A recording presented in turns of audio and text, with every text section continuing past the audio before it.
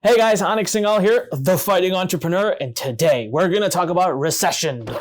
You heard that, right? I'm going to reveal to you 5 places where I'm investing my money. Yes, I'm still investing, and I think you should be as well, but this is not financial advice, and I've been known to be wrong a lot, okay? So first and foremost, is recession here? Is it definitely coming? Well, I think so. I think it's definitely coming. And I feel like if you talk to most common folk like yourself and myself, we all look at the common sense and the common data and we're like, yeah, we're going to have it. Like something has to give. But I feel like the media and I feel like the experts, the economists, they just don't want to say it. It makes sense why they wouldn't want to say it, right? It's not the narrative. So I feel like everyone's trying to make sure it doesn't happen, but it's here. That's my thought. That's my guess. Now, rumor has it that if you don't want recession to happen, the likelihood of it not happening increases for every like this video gets and every subscription I get to this podcast. That's not the case, but please do click like and subscribe as it is anyways. We're going to talk a little bit about what I'm doing with my money. My goal here right now on this podcast is to start being more transparent, more open with what I'm doing, and more of these solo episodes, just you and I. So do let me know the feedback, please, in the comments. I'm going to keep trying to improve this podcast and get better and better. There's a lot of things I do behind the scenes that I don't really talk about because I'm known as like the internet marketing guy, right? I talk about traffic, I talk about this, and also talk about all those things. I'm getting a little bit burned out though. The real stuff right now is I'm moving into legacy. What am I going to do to build my legacy? And that's what we're going to talk about today. There's 5 places that I'm going to continue to invest for the next few years, whether we hit a big recession or not. So let's dive right into it. Number 1, commercial property, but a very specific type of commercial property. I'm budgeting about 40% to do something called triple net commercial investing. What is that? Listen, I cannot tell you how many real estate courses I've done, how much real estate studying I've done, how many real estate experts I've talked to. Heck, you can look at this podcast itself and know that I've been digging into it. I started back in 2019, so we're talking almost 3 years now. I've looked at investing in apartments, investing in single family homes, investing in storage units, investing in hotels, and all of them are amazing. They all work. But what I found over the last few years is what is right for you, okay?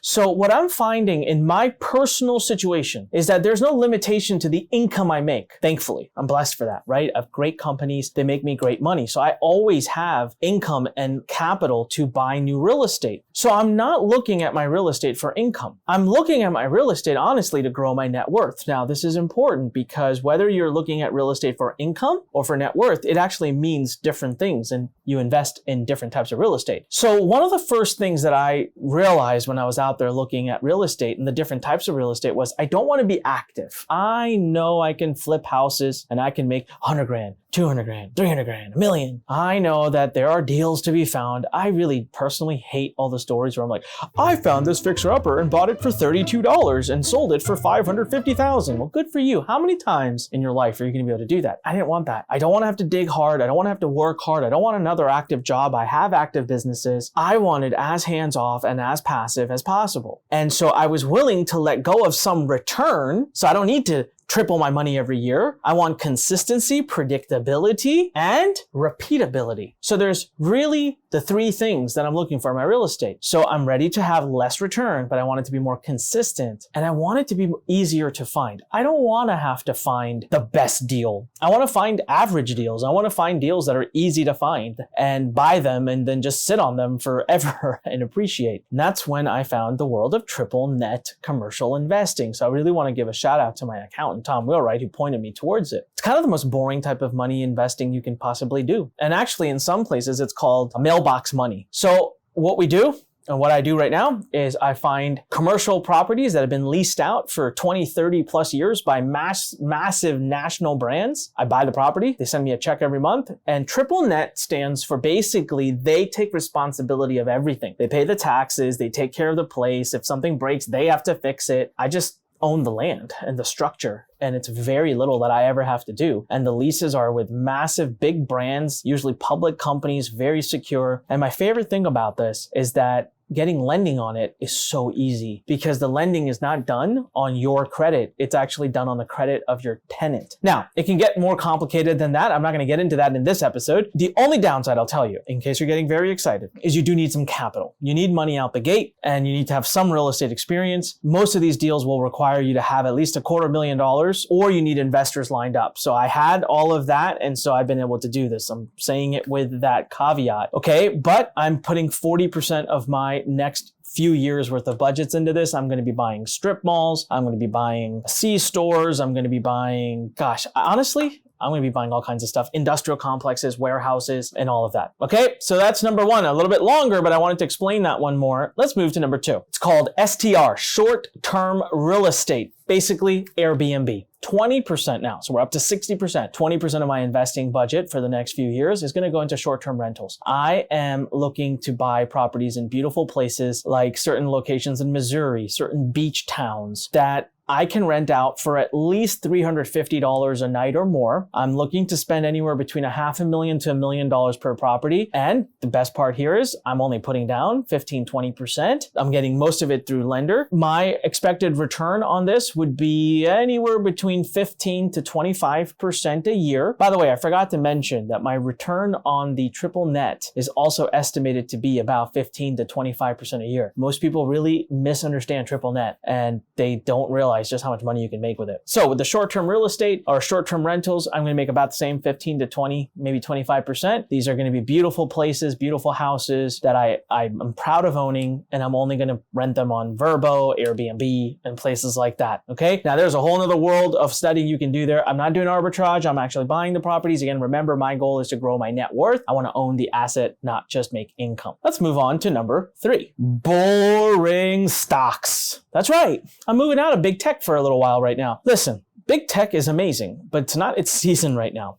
VCs are getting a lot slower. Valuations are dropping. Companies might have to do some down rounds. You're going to see a major slowdown in IPOs. SPACs are getting hit. The whole world of high valuation, high growth, which is usually tech, is taking a hit. Now, I'm going to be back, but not just yet. Right now, the companies that are going to win in the stock market and get hit the least by recession are companies that are cash-based, companies that have been around forever, companies like utility companies, energy companies that are boring, okay? Companies like Johnson & Johnson, because it makes baby lotion. People will still have babies and they'll still need that. Companies that make toilet paper, companies that make toothpaste, companies that make things that you restock in your home, whether it's recession or not. I'm going to stay away from companies that look for high growth or companies that are really relying on high economy. So I'm going to go more towards the utility. I'm going to buy companies that have been around for a long time, that are cash intensive, that pay a dividend, because that's where people are going to go park their money right now. I'm not going to expect major returns. By the way, I don't really like the stock market much, so I'm putting about 5% of my money there. I don't even know why I'm doing it. I just feel like I should, so I am. I think as years go, I think I'm going to pull all my money out of the stock market and just do real estate. Move on. Number four, my business. 30% of my money, we're up to 95% now. 30% I'm going to invest right here into my own businesses. Why not? I have more control.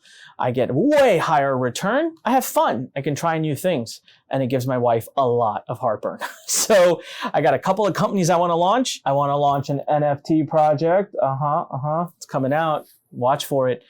It's months away.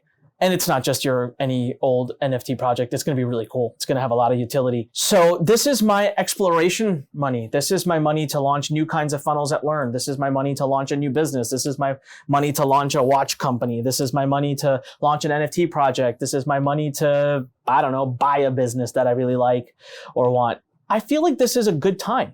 Valuations of businesses, if you want to buy them, it's going to come down. People are going to be looking to get out at a less cost. Valuations are going to skyrocket again in 4, 5, 6, 7 years. This is going to be the time to buy. So Lurn will be looking to acquire companies and grow through acquisition. Hint, hint. I just threw out a bunch of hints right there of the kinds of things I'm going to be focusing on. All right, bringing us to numero 5. Number 5, the remaining 5% of my money right here. On myself. Yes, I'm going to invest in myself. No. I'm not going to buy $35,000 watches or $200,000 cars.